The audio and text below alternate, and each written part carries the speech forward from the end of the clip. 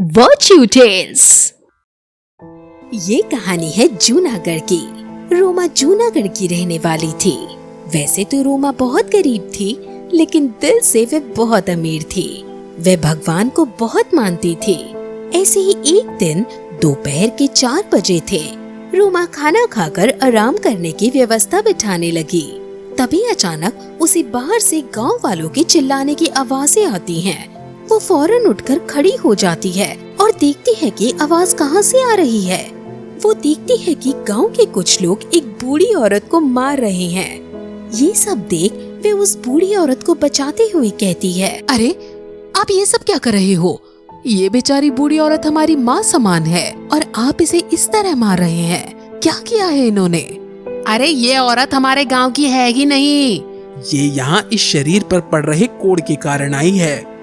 पास के गांव वालों ने इसे वहाँ से बाहर निकाल दिया ताकि किसी और को ये बीमारी न फैल जाए। तभी तो इतनी रात को यहाँ वहाँ घूम रही है। अरे आप लोग कौन सी दुनिया में रहते हो? आपको इनकी हालत देखकर नहीं लगता कि ये बहुत ज्यादा मजबूर हैं। यहाँ वहाँ इसलिए घूम रही होंगी क्योंकि इनके पास कोई छत नहीं है, खाने पीने का कोई जरिया नहीं है, और आप लोग इस गरीब को इस तरह मार रहे हो। शर्म आनी चाहिए आप लोगों को। देखो रोमा बहन, हम जानते हैं तुम बहुत दयालु हो, लेकिन इसका ये बिल्कुल मतलब नहीं कि हम तुम्हारे कारण इस गांव में किसी कोढ़ी को रहने दें। आप लोगों के पास क्या सबूत है कि ये बीमारी फैलती है? आप कुछ भी मनगढ़ंत कहानी बनाकर एक निर्दोष को बुरी तरह से मार रहे हो। देख रोमा, तू जा यहाँ से। अगर तुझे इतनी चिंता है ना तो तू ले जा इसे अपने घर। ठीक है, अगर ये कोढ़ है ना, फिर भी मैं इनके साथ रहने के लिए तैयार हूँ। जो होगा देखा जाएगा। रोमा उस बूढ़ी औरत को लेकर अपने घर आ जाती है। तभी वह बूढ़ी औरत रोते हुए रोमा से कहती है, बिटिया, तू मन की कितनी अच्छी है। एक अनजान के लिए तू सबसे लड़ रही थी। मेरे शरीर पर पड़ रहे कोढ़ के कारण मुझसे सब घृणा करते हैं।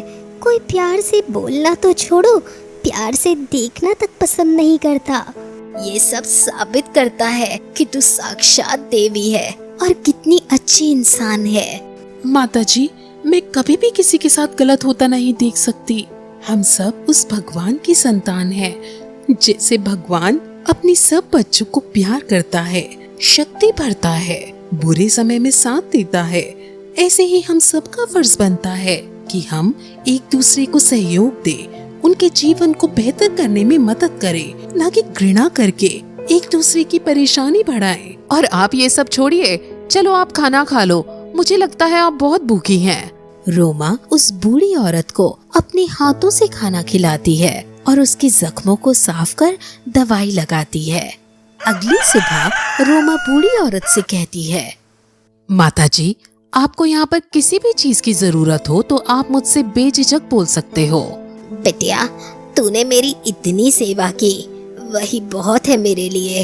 ऐसे ही रोज रोमा उस बूढ़ी औरत की बहुत सेवा करती, उन्हें पवित्र भोजन देती, समय पर दवाई देती, और देखते ही देखते कुछ ही दिनों में उस बूढ़ी औरत के शरीर के जख्म ठीक हो जाते हैं और इतने पवित्र वायुमंडल में वह मन से भी सशक्त महसूस करती है और उनका जीवन परिवर्तन हो जाता है। इस कहानी से हमें ये जानने को मिला कि हम सब के अंदर सहयोग करने की शक्ति होती है, जिससे हम न केवल खुद का बल्कि दूसरों के जीवन को भी परिवर्तन कर सकते हैं।